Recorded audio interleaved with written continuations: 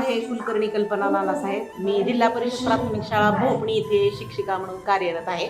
आज अक्का फाउंडेशन तर्फे आमच्या शाळेमध्ये व्हिडिओ दाखवण्यात आले मुलींसाठी, ज्यामध्ये मुलींचे पाळीविषयीचे गैरसमज दूर झाले.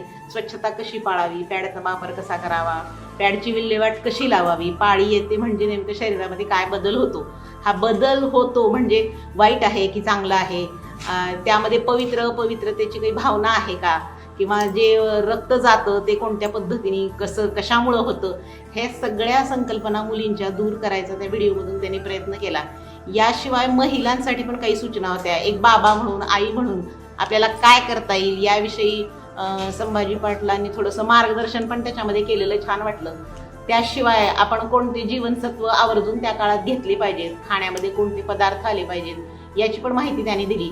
शिवाय एवढं करूनही जर आपल्याला काही त्रास होत असेल तर त्रास कमी व्हावा यासाठी तुम्ही कोणते आसनं करू शकता, कोणते व्यायाम केले पाहिजेत, पाळी लवकर येण्यासाठी, उशिरा येण्यासाठी किती दिवसांनी येते, ते सर्कल कसं आपलं असतं याविषयी सुद्धा माहिती त्यांनी छान पद्धतीने या व्हिडिओमध्ये दिली.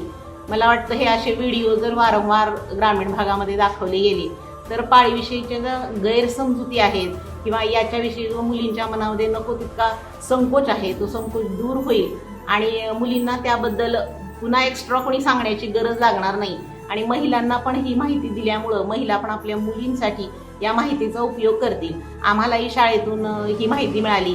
अंगणवाडीमध्ये हे पुस्तकं ह्यांचे आधीच आलेले आहेत, आम्ही वाचली होती ते, त्यामुळं ते पण खरं छान आहे. म्हणून जिल्हा परिषद प्राथमिक शाळा भोपणीतर्फे या प्रोजेक्टला मी खूप खूप शुभेच्छा देते. खूप सुंदर प्रकल्प आहे. Keep it up.